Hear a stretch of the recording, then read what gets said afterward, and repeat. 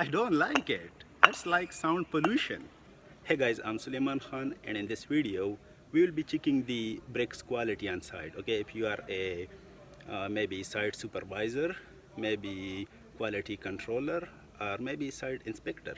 So if you are dead, then you got the brake work and you have some brakes, and you are confused which properties should be analyzed before starting the brake work.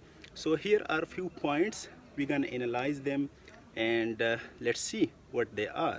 Alright, so the first step is to check the standard size of the brake. There is actually no standard size. However, you can take 5 to 10 brakes randomly from the bunch of brakes, and then you can analyze their size.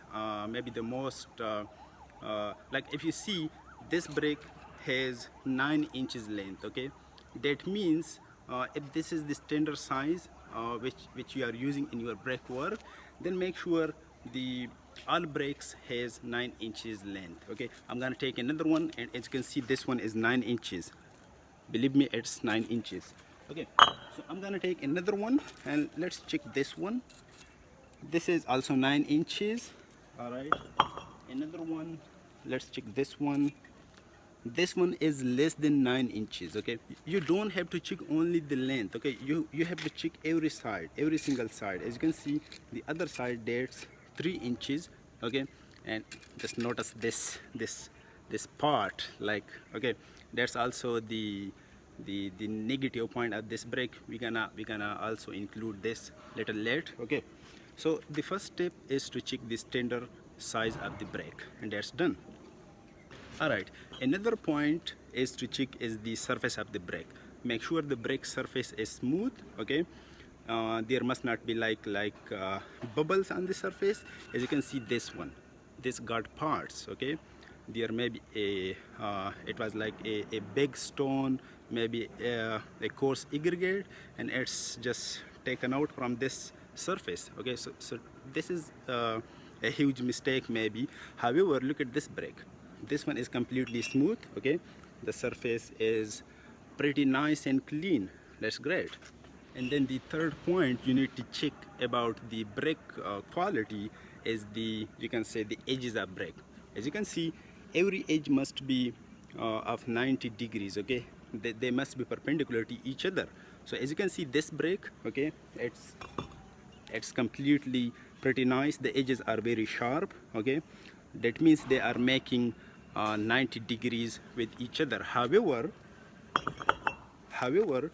this brake, as you can see, it got some curves on the edges. Okay, so it's not acceptable if you are doing brake work of first class brakes. Okay, so that's another point, that each edge of the brake must make a 90-degree angle with another edge. Alright, another point is the color of the brake. Okay, make sure each brake has the same color. Okay, it means that all brakes must have the same color.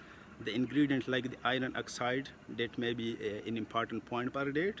So as you can see, these both brakes have the same color, and that's pretty nice. However, if you look to another brake like this one, okay, the color of this one is not the same as this one, so there is difference. You need to check about these guys. Another important point for brake is the strength of the brake. Strength of the brake may be in compression or flexure, that's measured in the lab. However, on site, if you are a inspector or quality controller, you can just file it freely from 1 meter above on the, you can say, hard surface. If it's broken, that's not the first class. Okay, so let me just check it. As you can see, I'm going to take 2 brakes.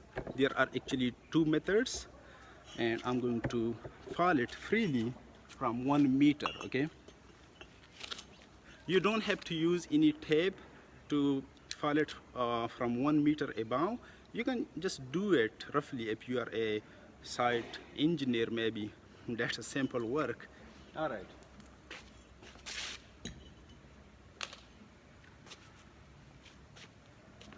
As you can see, I'm going to file them like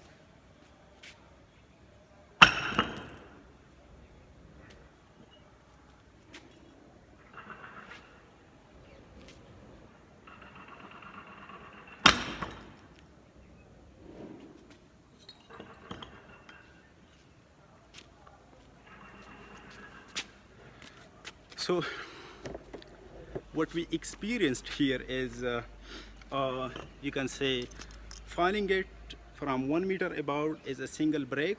It was very good, and it actually supported that resistance, okay, to that hard surface. However, when I put it on the other, okay, like this, and after finding it on the hard surface, the one which is just beneath the other is just broken, okay.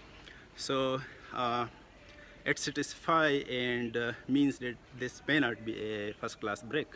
However, we cannot say like that, okay, just by getting one brake and filing it from the 1 meter above on the hard surface, okay. We have to check the others 5 or maybe up to 10. So that's for the strength of the brake.